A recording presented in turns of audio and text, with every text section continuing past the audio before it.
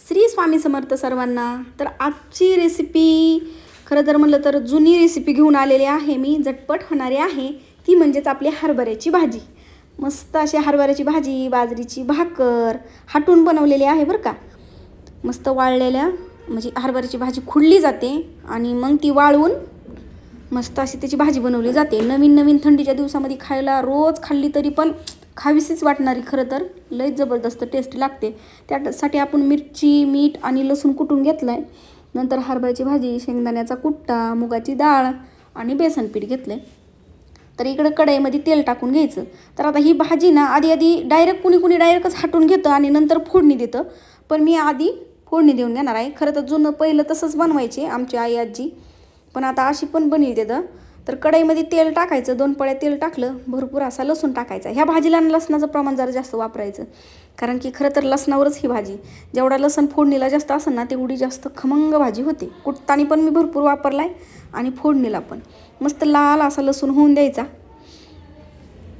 बघा लाल झाला मस्त लसूण। मग काय करायचं, याच्यामध्ये आपण मिरचीचा ठेचा बनवून घेतलाय तो टाकून घ्यायचा। आता कोणाकोणाला लाल मिरची पावडरमध्ये आवडत असेल का, म्हणजे लाल मिरची टाकून तशी बी चालती बरं का। तर लाल मिरची पावडर टाकली तरी चालती। लाल मिरची पावडर टाकताना ह्या भाजीमध्येच टाकून घ्यायची, म्हणजे कसं बेसन पीठ हे मिक्स करून घेताना टाकून घ्यायची। तर ठेचा टाकल्यानंतर थोडासा परतायचा आणि मग पाणी टाकून घ्यायचं। तर आता याच्यामध्ये थोडीशी हळद टाकून घ्यायची, कारण की प्रत्येक पदार्थाला मी हळद वापरते, शुभ असते बरं का। पदार्थ बनवताना हळद टाकणं शुभ असतं, त्याच्यामुळं हळद थोडीशी वापरते आणि कलर पण छान दिसतो त्याचा। मग नंतर हे आपण जे साहित्य घेतलं याला मिक्स करून घ्यायचं। मग लाल मिरची पावडरची जर बनवलं ना तुम्ही, तेलामध्ये लसूण टाकून पाणी टाकून घ्यायचं आणि मिरची पावडर ह्याच्यातच मिक्स करून घ्यायची, मीठ मिरची। मस्त असं दोन्ही प्रकारची केली तरी छानच लागते, पण हिरवी ताजं वाटण बनवलेली जास्त चव लागते त्याची। आणि हो, चॅनलला नवीन असाल तर तेवढं सबस्क्राईब नक्कीच करून घ्या। मग नंतर काय करायचं बघा, असं मस्त खळखळ उकळी फुटली की भाजी मिक्स करून घेतलेली हाटून घ्यायची। म्हणजे काय होतं, बेसन पीठ हे टाकल्यामुळे त्याच्या गाठी बनत नाहीत, जास्त काय गाठी बनत नाहीत, पण बनवू नये म्हणून आपण हाटून घ्यायची। बेसन काढीने हाटून घेतली तर सगळं टाकून घ्यायचं आणि मस्त हाटून घ्यायची। तर याला आता जरा जास्त म्हणजे छोटी कढई आणि पाणी भरपूर झालं आहे, म्हणजे बनवायची होती मला भरपूरच,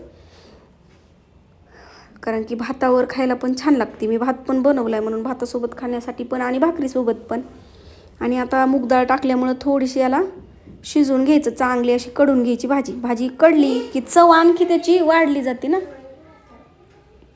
म्हणून, आणि मूग डाळ पण छान अशी तोपर्यंत शिजली जाते।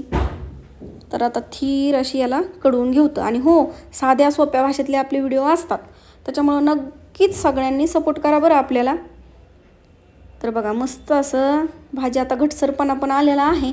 दिसताना पातळ जरी दिसत असली तर थंड झाल्यानंतर घट्ट होती बरं भाजी, त्याच्यामुळं तेवढा अंदाज लक्षात ठेवायचा बेसन पीठ टाकताना पण। तर आता बघू आपण, हातातून निसटायला लागली बघा आता ही मूग डाळ। तर मूग डाळ आपण आपली चांगली, म्हणजे याच्यात काय जास्त लयच गाळ करून घ्यायची नसती, मऊ झाली की चालतं। मूग डाळ लवकर शिजत असते अशी पण। तर आता थोडीशी आणखी कडवून देऊ तर भाजी, आणि मग काय बघा बाजरीची भाकर घेतली, मस्त प्लेटमध्ये भाजी काढून घ्यायची आणि खाऊन घ्यायची। मस्तच लागते, एकच नंबर। खरं तर ही भाजी नवीन नवीन खायला मस्त आंबूस, त्याच्यावर आंबा असते ना भाजीवर, त्याच्यामुळे जास्त टेस्ट येते। नक्कीच बनवा। धन्यवाद।